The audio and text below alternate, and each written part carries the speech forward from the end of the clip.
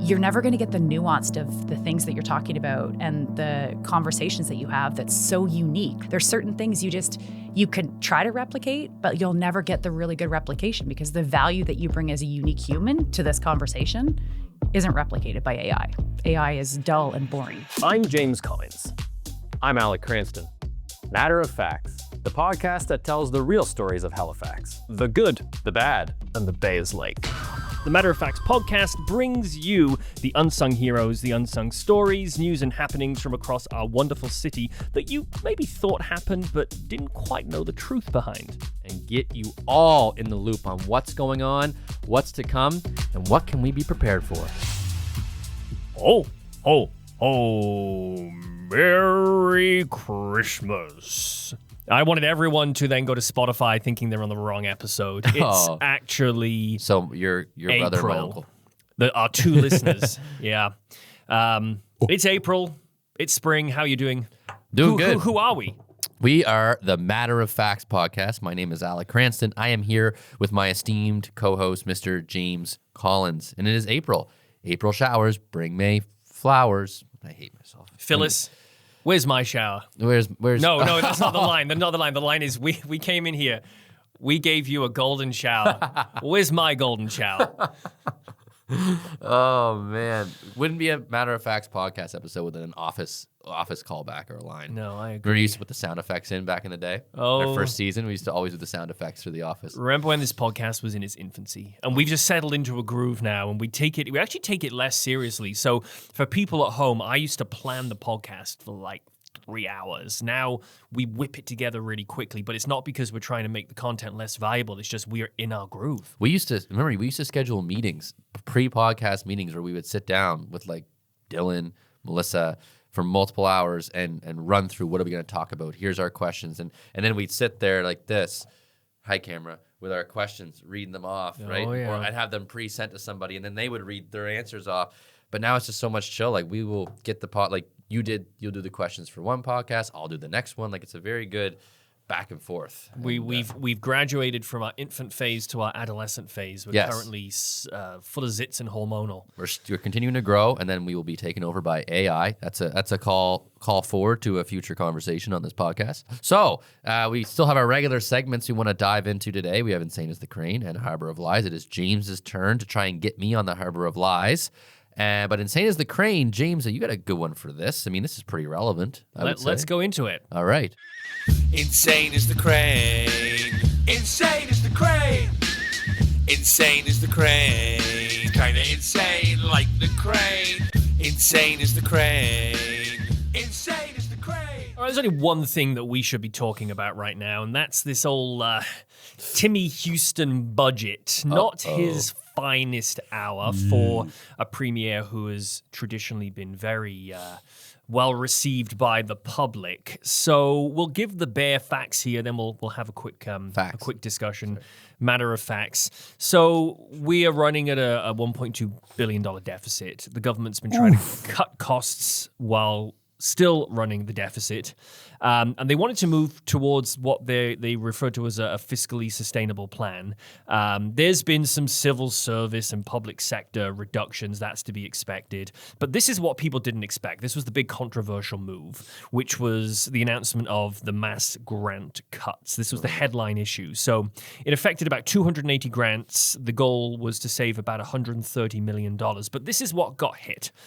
Arts and culture, tourism programs, scholarships, community organizations, Indigenous programs, African Nova Scotian programs, disability supports, food security initiatives, and so on. And it wasn't really just trimming, it was a broad sweep across these programs. So an example we'll give, they announced that 12 of 28 provincial museum sites are going to be closed. That represents 40%.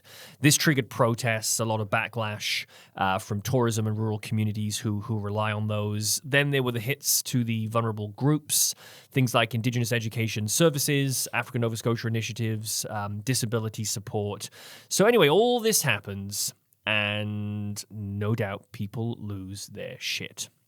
When that happened, they did a little bit of backpedaling. So there were protests, there was a lot of backlash, and then when this happened, Tim Houston did what a lot of people thought was a partially correct move, and he started reversing course a little bit. So $54 million was reinstated into programs, especially those for seniors, individuals with disabilities, Indigenous and African Nova Scotian programs. And he kind of said, I'm sorry, we got this wrong, which is rare for a premier to do. Yep. So you can tell how hard this landed among the average person. But maybe not the best move. I'm not going to say that having to run at a deficit and save money is an easy thing. It's very, very simple for the keyboard warriors on Facebook to tell people what they would do or to say this is wrong. To be sat in the premier's seat, having to navigate this is a responsibility that I think is very admirable and a responsibility that the average citizen wouldn't want. Yeah. But we still have to acknowledge not the best outcome. Definitely not. No. And I like to defend, I'm devil's advocate, right? I think a lot of people, it's not like Tim Houston, friend of the podcast, is sitting there by himself making these decisions, being like, boom, boom, boom, boom. He has advisors. He has people to report to. Things need to be passed. Like, I don't think he's just sitting there making all these determinations and then that's that. So it's a tough battle because he's also not stupid. So some of the decisions he's making must benefit us in some other way. This, I think, was just a bit drastic and wasn't. There probably might have been another way to do it, and it was just obviously it was drastic and probably not well thought out. Where he went back on things so quickly with the protests, which was pretty intense. They were right out in front. They had a chant going. What was it? Bring back the HST. They said we'd rather have the 1% HST. Yeah, they'd rather have the 1% HST than these cuts, right? And I've seen the effects. One of the effects was programs within the school boards. I've dealt with a couple school boards recently, and that was a main issue where had something pulled and then brought right back, and it just throws everything for a loop. So I can only imagine how many different organizations are going through that right now, where they were told something's being pulled away, so they have to adjust, and now it's coming back, which is great, but now they got to readjust too. So it just caused a lot of unnecessary chaos, I think, unfortunately. Great that he owned up to this was the wrong decision. It didn't make everybody happy because there were still some that were not reinstated, including arts and culture, a decent amount with that as well. And that was actually brought up at the Oscars. A pair won an Oscar. It might have been for production design. I'm not 100% sure what it was, but they're from Nova Scotia, and they, on the stage in their acceptance speech, made a comment about how our provincial government is cutting arts and culture and making it difficult for us to do our job in Nova Scotia. And that, when I heard that, I was like, whoa. Did Will Smith get up and slap anyone? Oh, that would be interesting. But no, it was actually Ian Rankin came up. No, just kidding. With a pint in his hand. Please Ian. take a cab home. Yeah, I think the main issue that people had was they felt that they didn't address the biggest, hardest problems and instead went ahead and cut the easiest, least defended programs. And the arts are often seen as a privilege and maybe an easy cut, but when you look at how that weaves into many cultural groups in the province, the arts is extremely central to a lot of our minority groups. Yep. So in my opinion, I think it shows that the limits of our model in general as a province. We're growing. We can't afford ourselves. Yeah. But again, I want to take a balanced view on this, and this is however you feel about it. I think we still have to recognize that these decisions were not made without sleepless nights, a lot of agony, a lot of consulting the right people. I disagree with the public sentiment that, Tim Houston sat there over a 20-minute lunch and went, let's make sure that all the arts programs are cut and the students that are halfway through university can't receive the last 2 years of their scholarship we promised them. I saw that one too. Yeah, I see that in this morning. They're having to chop these students up, and I don't think that was the case. I think it was far from that. And ultimately, it comes down to when you're running at a deficit, you have to make a cut. Every cut hurts someone. Yeah. You know, you can't please everybody. No, and in this case, I think unfortunately it was a set of cuts that hurt more people than was intended. But good luck getting everything balanced. And again, I would not want that job. I'm very happy sat here in a warm podcast studio and then trading commercial real estate all day, not having to run a province. I'm okay with that. I can live with that. But yeah, that was that was a kind of a no-brainer to discuss that as our Insane is the Crane. Just a topic of everybody's discussions right now. It's in the news. It was shutting down streets a couple weeks ago. So hopefully we kind of, that's great that he went back, and hopefully come out of this squeaky clean and we can see some positive results, short and long term, and as we continue to grow. So from something controversial to something quite fun, shall we do Harbor of Lies? I'd love to.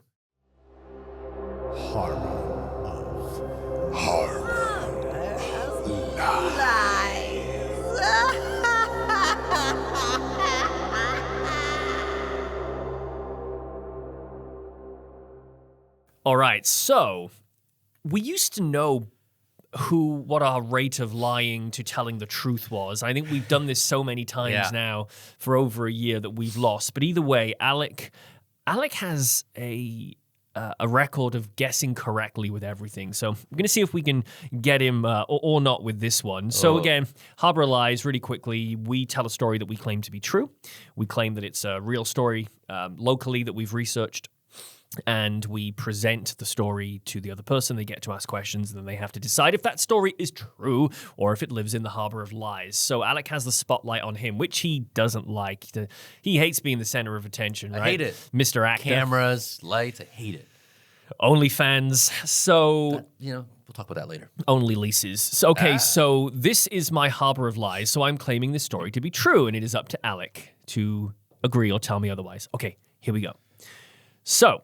for a long time, Canada was basically split in half on something that you'd think would be obvious: which side of the road to drive on. So Quebec and Ontario drove on the right, mostly because of their French influence, but Nova Scotia, along with the rest of the Maritimes, drove on the left, like the UK. And for decades, nobody really cared because roads were rough, travel was slow, and most long-distance movement was by train or ship anyway. But then the 1920s hit the roaring 20s. Cars started showing up everywhere, especially here in the Maritimes, and suddenly it mattered a lot more which side of the road you were on, especially if you were caught crossing provincial borders or trying to attract American drivers. Now, New Brunswick decided to fix the problem first. So in 1922, they launched a massive campaign telling everyone, turn to the right instead of to the left. And it was everywhere. Newspapers, signs, even ads making jokes out of it.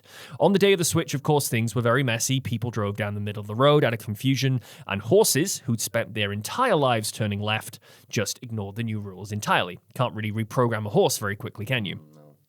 Now, Nova Scotia was supposed to switch at the same time, but it didn't because political issues killed the plan last minute. So there was about a year where you had this ridiculous situation where New Brunswick drove on the right and Nova Scotia still drove on the left. And of course, imagine the border. It was absolute chaos. Now, eventually, Nova Scotia gave in and switched sides in 1923, lining up with the rest of North America. But the change had a weird side effect. And this is where it gets weird. Farmers using oxen found the animals basically refused which side of the road to walk on. They'd spent years going to the left and weren't interested in personal growth.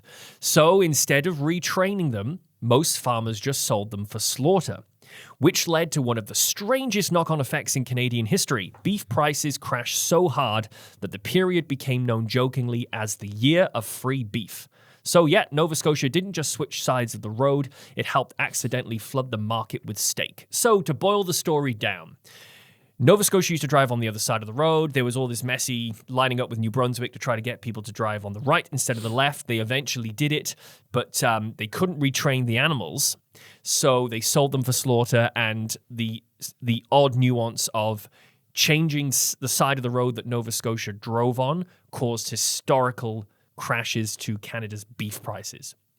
So that's the fact. Like that's the whole story is I'm claiming to be true. That there was a time when we drove on the other side of the road. We couldn't align it with New Brunswick when they switched. We eventually did, and then we caused beef prices to crash. Like this is just like I at first thought you were just asking did we the side of the road thing, because I'm pretty sure we drove on the right side of the road. Because you're saying pre-1920, we drove on the left side of the road. We drove on the left, and then there was a period where New Brunswick switched and we didn't, and when cars met at the border, they basically went, I don't know. I mean, I feel like I watched a movie recently based in Canada in the early 1900s. I think it was pre-1920. It was in Nova Scotia. It was about the Halifax explosion, and I'm pretty sure they were driving on the right side of the road.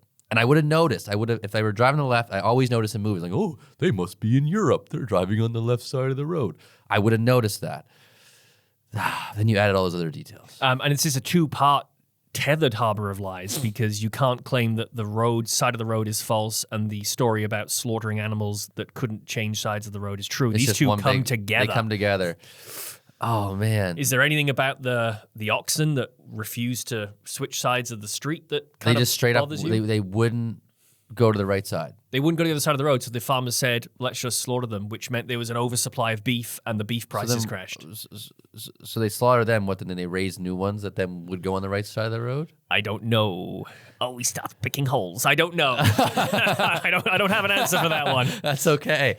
So I guess the oxen just became... Alec's very good at finding a nuance I'd never thought of that blows my story apart. Or maybe this is a bluff and my story's true and I just don't know the answer. I just thought, I guess oxen were just done patrolling the streets. Pretty dumb animals, if you ask me. So if they were going the left side... For the viewers at home, Alec is now using his hands on the table to provide a real-time simulation of how oxen walk down a street. So if I'm an oxen, which for some reason I can't picture what an oxen looks like. Can you show me a picture of an oxen? This might help. This might blow it wide open. Basically like a big bull with horns. So why were they walking around downtown? What were they doing? Transporting stuff? I've never seen a photo of an oxen walking downtown Halifax.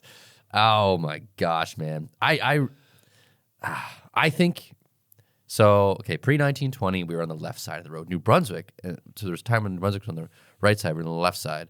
We moved to the right side later in the 20s. 23. So 1922, New Brunswick went to the right side. We joined them a year later. I feel like I'm picturing two things. No, I'm not picturing oxen. I've never seen a photo of an oxen walking around downtown. I can't see an oxen not being able to just go on the other side of the... It wouldn't know the road. It'd be the same thing as walking through a field or walking through a path. It wouldn't know... It doesn't know lines. It doesn't know... You didn't wake up this morning thinking you'd have to think about this so hard, did you? No, I didn't even think oxen would be part of my day, and now it is.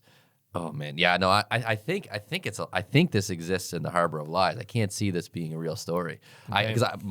Where it starts for me, if you put the oxen aside, it starts for me at the right side of the road thing. Because I'm pretty sure we were driving on the right side of the road pre-1920. That's where my brain goes. So that just blows the rest of the story out of there. All right, so I'll ask you once and for all, based on everything that you've heard and everything you've asked, is this story true or does it exist in the Harbor of Lies? I think it exists in the Harbor of Lies. This story is true. No. It is true. No. It is 100% true, buddy. And that is the first time in a long time that I've managed to fool you. That's true. So we really were on the left side of the road. We were on the left side of the road. And it caused a beef shortage because the oxen wouldn't go It caused a beef oversupply and a crash in prices, yeah. Oh my goodness. That's crazy. How'd you find this story? ChatGPT, I asked it to go and research interesting stories, and it threw it back. And I fleshed it out from there and did actually troll the regular internet, put a bunch of web pages into ChatGPT and got it to summarize. That's how I did that one. But I will tell you, I did know pre this that we used to drive on the left side of the road. I didn't know the specifics, but I did know there was a time that we drove on the left because being a Brit and growing up driving on the left, I've had a few people over the years say, we used to drive on the left side of the road here in this province, buddy. Wow. So I need to go back and watch that Halifax Explosion. I sounded like movie. Mickey Mouse just then, but You did. It was really good. I need to go back and watch that movie because that's a mistake on their part for putting us on the right side of the road. Wow, that just changed the trajectory of my day. I was really hoping I was going to get that right. That was a good story though because for me it stopped at the car thing, and I thought that the beef thing that was just so ridiculous, the oxen. But I will now tell this story to people. This is a good. There you go. This is a good cold call starter. Hey, did you ever hear about the beef oversupply of oxen? Yeah, this is Alec Cranston calling from Cushman away from Atlantic. Did you know we used to drive on the left in the 20s? Hey, who's this? Christmas? No. Bye. That's what it's like every day. All right. Well, that was fun. So yeah. Now from the totally sublime and ridiculous to a very, very interesting topic. I think we should chat to our guest. Yes, and I think she's here right now. So let's go get her and get this thing going.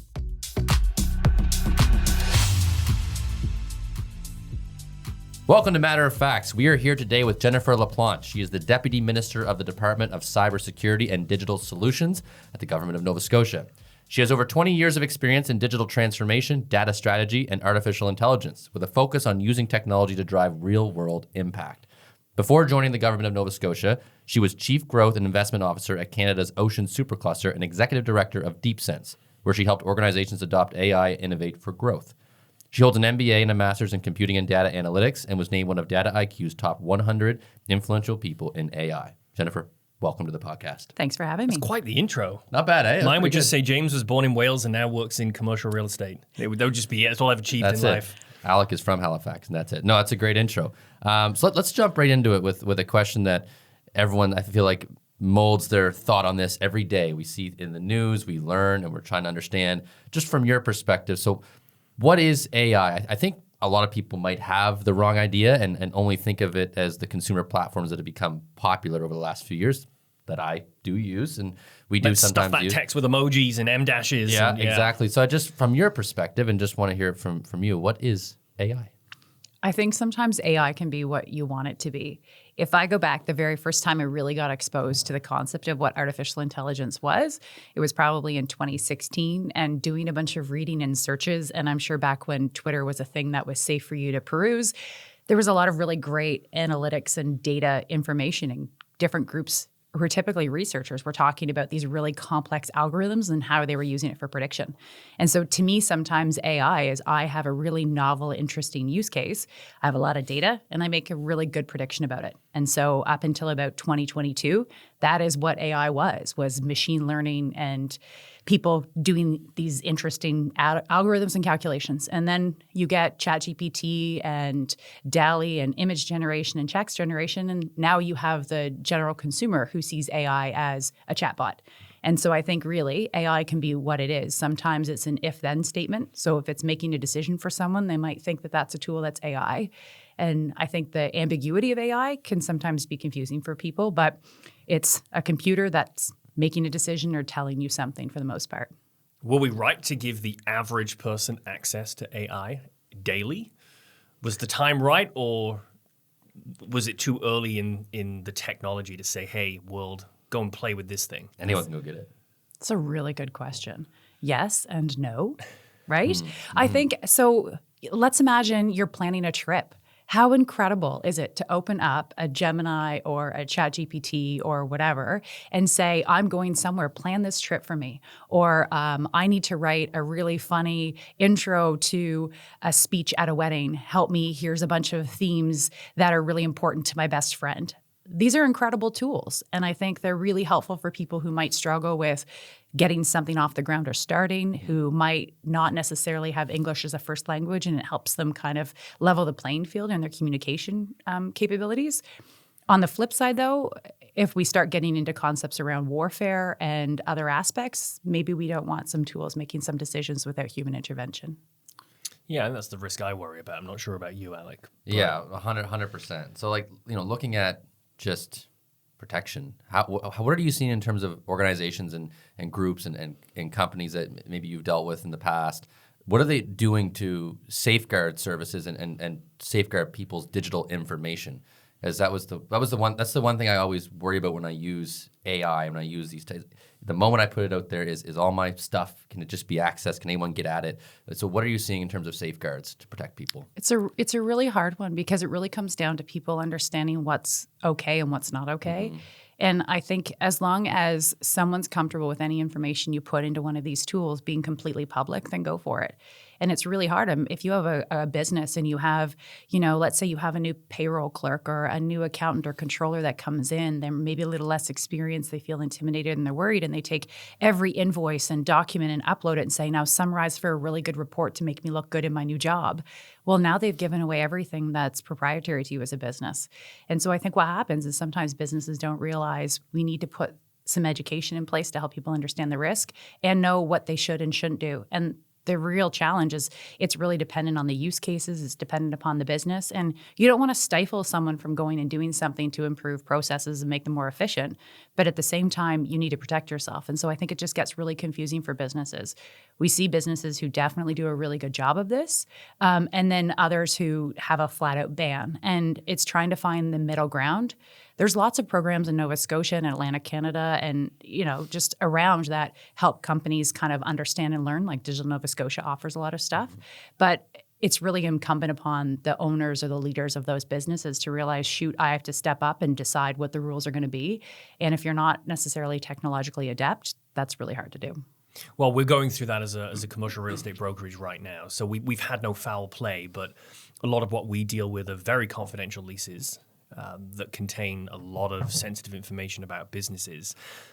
As advisors, sometimes we can get a question and people may think the easiest thing to do is upload that lease to ChatGPT and ask the question and pull the nuances out, and it removes the need to think.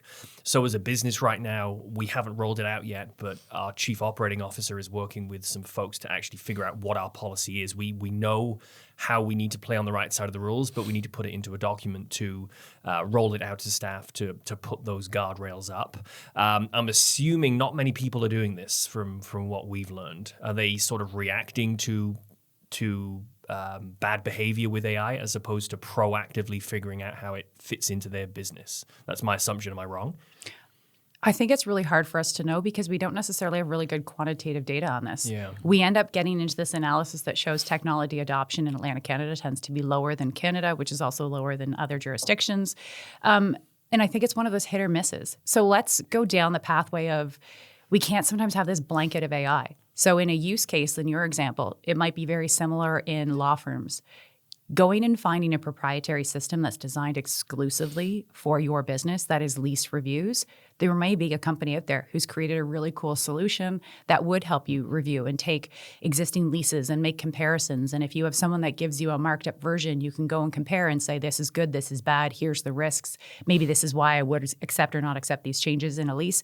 But you almost want you don't want to use a ChatGPT for that necessarily. You'd want something that's safe and secure and you know you're protecting your data. The problem, of course, is that those businesses don't always exist yet, or if they do, they might not be successful to warrant them actually sustaining because they need ongoing revenue and they need every single commercial lease company using them so that they can actually generate business. And so there's the whole piece where there could be really great solutions out there. And in absence of those, people turn to the ChatGPTs of the world to try to help solve problems. I think also there's a piece too of thinking, where else can we go to solve this? And a lot of businesses use a Microsoft, and Microsoft has Copilot. And in theory, anything you have within your Microsoft environment should be contained, and you could use Copilot to do this analysis. But I think part of this is recognizing now there's a cost to your business for you to take on. Can you actually demonstrate that this is providing good value, and is it worth you paying for this? And so there's this whole pathway of trying to really think about process reengineering and giving people tools that help them make themselves a little bit better and faster without having real risk. And when it comes to businesses in general, I'd say there's, in Atlantic Canada, Nova Scotia, there's businesses who've definitely done a good job of adopting, and there's a lot more who might be smaller businesses that just don't know where to start. And so as a result, they're just kind of being a little blind for now. Mm-hmm. Yeah, hopefully that doesn't bite them. It's crazy how reliant, like some people are becoming on ChatGPT and stuff for everything. I'm going to use, love her to bits, and she never listens to the podcast. My wife, I'll use hers. Oh, mine doesn't either. She won't hear this episode. This years. She'll never, but she uses it for rather than look at the weather app, she asks ChatGPT, what's the weather outside? Like information on what time does Canada play tonight. Rather than go to the Olympic website, it's ask ChatGPT. And so it's very, pull it up in 5 seconds on your phone. So yeah, it's just so easy. It's so easy. It's just boom right there, and we share our ChatGPT accounts. We can look at each other's threads, and mine is all questions on. Alec's really pissing me off today. How do I deal with my stubborn husband? Yeah, how do I get rid of him for a few days? My questions are all about buildings and tenants and stuff. But what I find with ChatGPT that kind of drives me nuts sometimes is it can get very leads you to what you want to hear sometimes when you're looking for opinions on things. Mm-hmm. We'll use it for opinions on painting a house or something we're picking or designing our kitchen, and it'll lead you in one direction. And if you give it one little point in the other direction, it'll say, oh, well, actually, you know what? Now that you mentioned that, that's the better route. So you're just, that happens so many times. So I'm trying to get more, I guess, in tune with the other programs and the other out there besides ChatGPT. There's more specialized ones. I think some of them do cost more, but Chat's just very rarely accessible. Did you find I always like bringing up the pandemic and how that affected things. Did you find that the pandemic itself had any, I'm sure it did, but massive impact on the need to improve digital service delivery? We're seeing a lot of changes to digital. Did that was that already in the works, and then the pandemic kind of ramped that up into moving into that world? I think everyone saw a bit of a change because suddenly you're seeing people work from home. Yeah. So let's take any kind of business you might come across. In your business, you might have had people who required wet signatures. And so all of a sudden you have to change your process because you're allowing someone to have a digital capability and you're not necessarily looking at paper documents that need to sit in a filing cabinet in an office. And so I think there's a huge transformation that we had as a bump, and it might have slowed down quite a bit since then, I think. But there was a piece where you suddenly had massive technology adoption. The issue with that, though, is without having good knowledge and plans in place, there might be some things that happen unfettered. And so if we didn't sit there and say, okay, now we need to have things saved digitally and we need to have tools that we share with each other, and suddenly people are using Teams. If you didn't have good rules and structures in place, you might not have necessarily a good practices because people were grabbing Zoom and grabbing all of these other systems that you might have stepped back and thought, is this the right tool for us? How much does it cost? What's the long-term risk? Is there an alternative? But, we got a chance to try to move quickly on some things, which is great. But on the flip side, we might have a bit of a technology mess too as a result of it. And where do you think we need to improve, whether it's private businesses or government? And this is the example I give. So I've got my British passport and my Canadian passport. I renewed both of them last year. Canadian passport, I had to print documents, sign it, signatures. I think I had to get a witness, photograph, off I went, mailed it off. Took a long time. The UK, I fired up my phone on the couch one night, downloaded the Passport Office app, did my whole renewal online. Took the photograph. There was a guide that came up on my screen. I had to choose a solid color wall. My wife stood me against the wall upstairs, took a photograph. I did my whole thing online, and the passport arrived quicker than it did with Canada. So one thing I noticed 16 years ago when I moved here is I felt we were very, very far behind. There were services I was able to access online in the UK, and I came to Canada. And I had to physically book appointments and sit in waiting rooms and talk to a human. And this passport example is the most recent one for me. UK passport did it from thousands of miles away. It arrived quicker than the Canadian passport that I had to print off and sign on paper. So if we look at this generally, government, private business, where do you think we need to improve? What services should we be now delivering digitally? It's a really good question. I think, so let's take it from the government standpoint for sure. Technology is expensive. And I think one of the things that you look at, if you look at massive enterprise, so you could be looking at a publicly traded company, it's a bank, you could be looking at utilities, you could look at any other kind of manufacturer, they still all fall under the same kind of concept that a government would fall under too. And if there isn't a continuous recognition that you need to have that capital investment in upgrading, maintaining, and replacing and modernizing, just like you would in infrastructure you have in buildings, if there isn't that ongoing dollar value and recognition, you're not going to have really good advancement like you're seeing and referencing in the UK. And I think historically that's probably happened with a lot of governments across Canada and around the world, where the money, it's just so expensive to update things. And so when you're sitting there making decisions as governments would between one versus another, sometimes decisions around technology investment get deprioritized, or technology is hard. And if people don't understand the return on investment, they don't realize there's the risk. And as a result, you end up having things like a paper-based document for filling out a passport. Mm-hmm. And the technology cost to go and replace that and make it secure and build that is really hard. And so if you, were working for a utility or a government, it's the same thing. You're hiring people to come in to build these systems. And it's hard to sometimes find those people in those environments where if you're a company that has decided, okay, I'm going to go and I'm an online store, you have a lot of license and capability to go build it how you want and bring in whomever you want to go as fast as you can because you have revenue on the line. When you're in some of these bigger organizations, it's a lot harder to be nimble and say, let's go innovate and add some new things. And I think that's the tricky part when it comes time to, advancing technology and replacing, because replacing a human process might actually cost more than it did the way it was. And so to have people do those systems and mail things costs X. Bring in new technology to build, replace, maintain, and support going forward might actually be X plus 2 or times 2. And so all of a sudden you have to make a decision. Do you keep this old process or do you bring in something new that has more technology risk and more technology complexity? And I think sometimes people think technology is cheap. And so It's not. Let's pretend you have a doctor who is going to go and is a surgeon and fixes knees, and they need to analyze images of X-rays. You could go and buy a really interesting AI tool potentially that analyzes these images and gives really good guidance and improves patient outcomes potentially, or might speed things up a little bit, maybe not, but it helps them a little. Now all of a sudden you have the cost of that physician, and then you'd have the cost of technology. And so you haven't made something cheaper.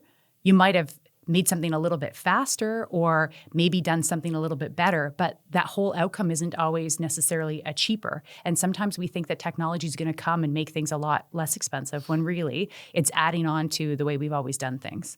And so that whole piece of companies and adopting and trying to advance and innovate actually sometimes can cost more. I'd love it if we had the ability for us to automate and digitize everything. And I think there is a world where, if you look at countries like Estonia that really almost started from a digital standpoint, they were behind. So as a result, they got to leapfrog.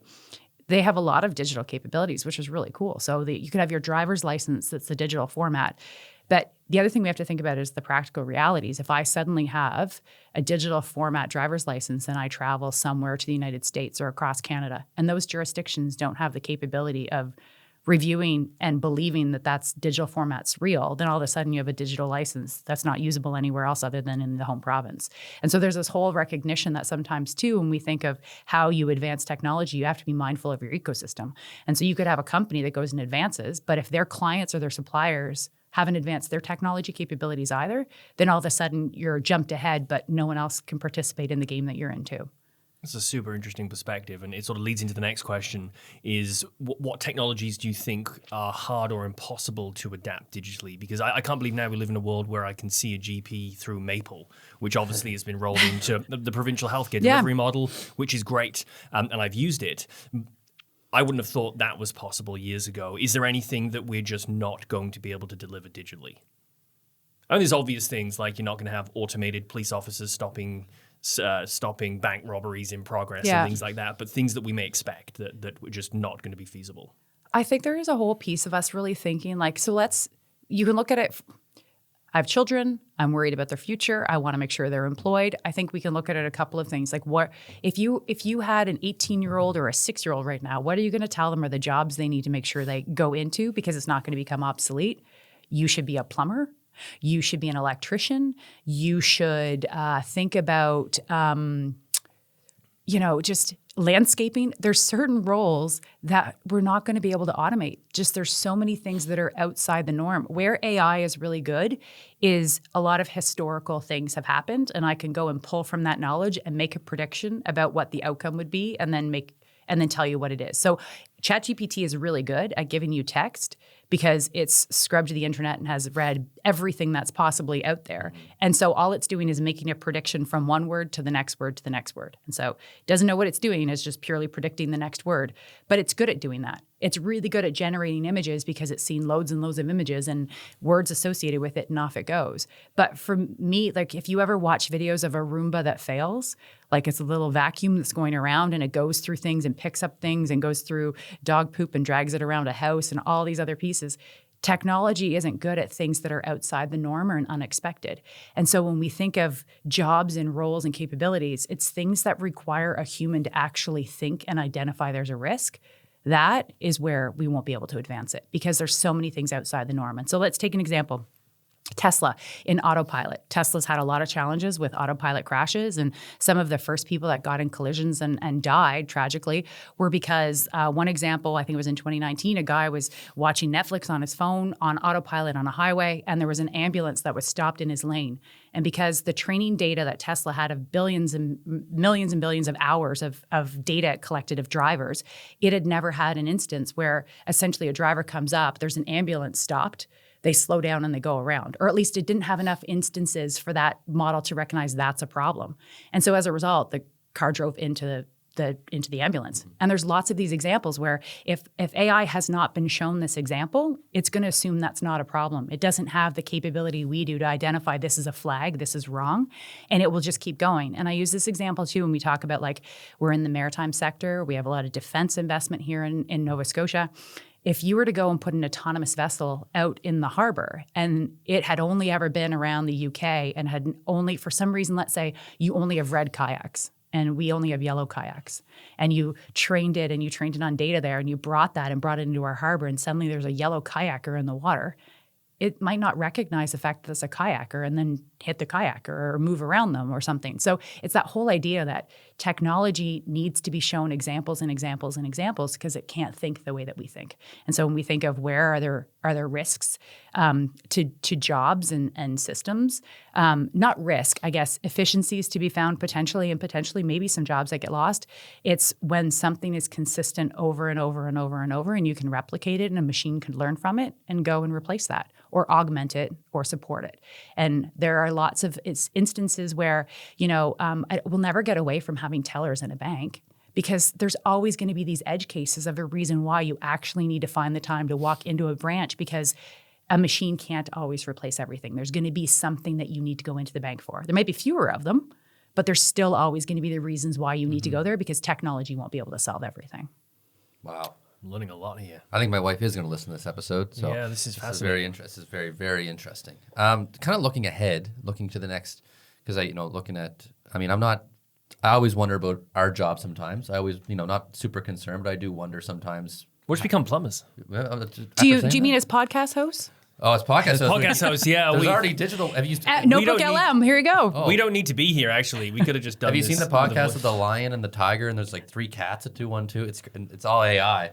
I haven't seen it, but I don't pretty dispute funny. it. They're pretty funny. I hate to say that I watched a couple episodes. But once again, though, let's go back to that really quickly. I apologize, your question. No worries. Here's a piece. I remember years ago being on a panel at the Atlantic Film Festival, and this would have been maybe 2022, 23.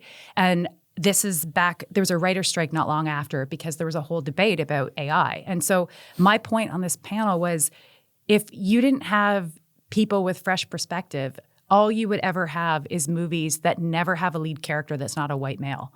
Because if you were to go historically through every script and everything that's ever existed, there's not a whole lot of diversity when you go back from 2000 back. And so this whole idea, like, you're going to end up with a funny podcast of whatever, but you're never going to get the nuance of the things that you're talking about and the conversations that you have that's so unique. Like, there's certain things you could try to replicate, but you'll never get the really good replication, because the value that you bring as a unique human to this conversation isn't replicated by AI. AI is dull and boring. Too, right? Yeah. I don't imagine AI is going to be intuitive with things like conversational tangents, which we do a lot of on this podcast. What? When we don't have guests and we're just talking, we start on a thing and we just get down another path. It goes all over the place. I can just see AI being too locked and dialed in with blinders on. Yeah. We're going to go from here to here, and we get there, but we kind of go around like a bowl of spaghetti. That's a good way of putting it. It's a big part of it's, like you said, the human judgment. Like, we don't, like, in our day-to-day jobs in commercial real estate, like, I always was concerned, like, how would tech, is there potential for us to ever be replaced? But I don't think it could ever replace the human judgment, and like some of the knowledge we have isn't just readily available. You can't go pull, ChatGPT couldn't go pull everybody's lease from the internet and look at all the information and then create a new, like, it wouldn't be, specific to our market, what we know. So that makes me feel a bit better. Yeah, sad world if clients couldn't scream down the phone to us all. They need to yell at a real person, make sure they know we feel bad about it. Maybe you do want an AI replacement for that part. Now I'm thinking, all right, plumbing might be all right. The stubborn bastard button, you just press it and then it deals with them. Oh, yeah. So looking kind of ahead the next 5 to 10 years, are there any immediate concerns we should be thinking about in terms of AI taking over certain jobs and the digital transformation? And what are some positives we can look towards in the next 5 to 10 years as well? One of the pieces of advice I'll always provide is, if you're ever with young people and old people, our job is, where we have the intellectual capability and the wherewithal now, is to teach them how to think critically. So fundamentally, we need to continue to teach people to think critically. I have an 18-year-old that I love to death, but my goodness, he can be lazy when he wants to. And so I guarantee that a huge chunk of his coursework right now in university is him ChatGPTing responses and doing things. And so there's this mechanism of, we can't get away from getting people to have to get off of devices and think and be outside and read things on paper and write things down on paper, and kind of going back to what is that human piece. And so I think that's the part that we have to be really, really mindful of. In terms of the optimism, I do think there's a piece here where there's a really good potential for us to help address some risks that we do have long term. You know, our immigration numbers have changed and our population won't be as strong in the next while, that we know for sure, because we're not going to see population growth. And as a result, we have to really think about how can we use technology to help us address some of those gaps. Where are the areas where we can go and look to automate, to kind of help fix some of that. There's always challenges in finding jobs and getting young people started, for sure. But there is a piece where long term, we're not going to have enough people. We're not going to have enough skill set. So I think we really need to find some of those opportunities of things that are very repeatable and find solutions that can help it. One of the other pieces too, though, I think, is thinking about the work that you hate doing every day, finding ways to make tools help you with that. So how can you make your job more enjoyable?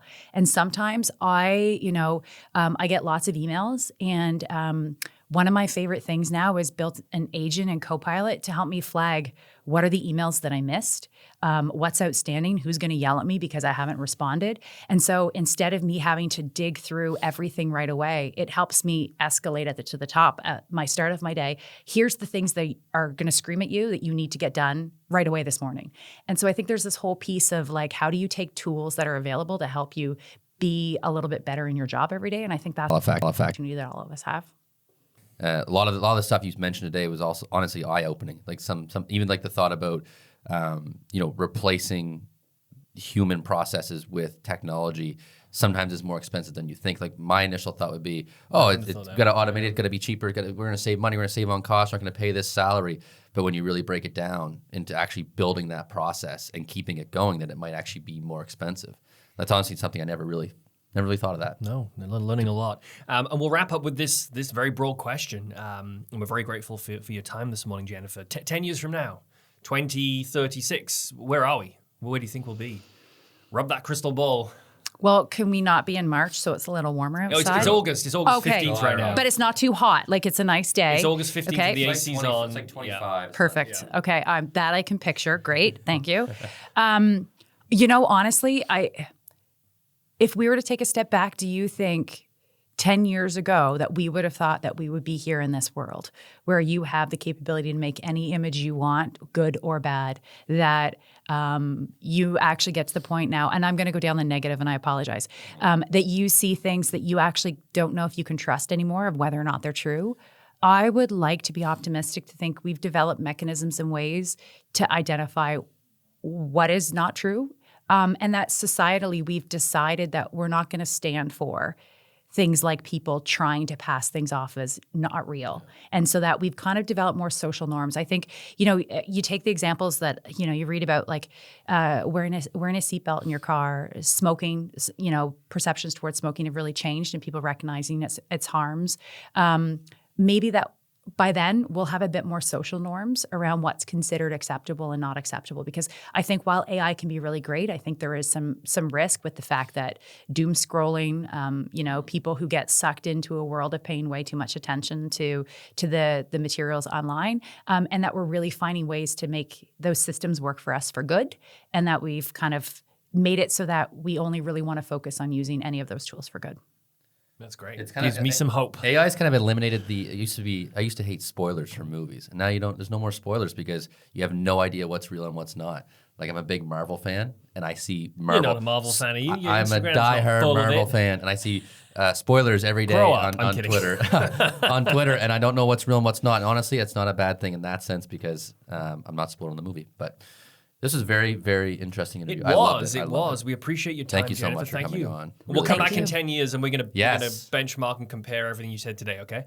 Well, there'll be flying cars. We'll all be floating in. Yes. We'll have replicas of each other there you go. Like, who knows? Who knows? I dread to think where the world will be, but thank you. Thank you. We're going to be in a good place. Let's take the options. Good. All right, perfect. It. We'll take that. Thanks for having me. Thank you. Thank you once again for tuning in to the Matter of Facts podcast. But you can get more of us. You can subscribe on any good podcast provider. You can follow us on Instagram at Matter of Facts Podcast. And for all that great feedback and abuse, you can send it by email to halifaxpodcast@gmail.com. And of course, you can always find James Collins and I on the internet. Please do get in touch, and we look forward to seeing you next time.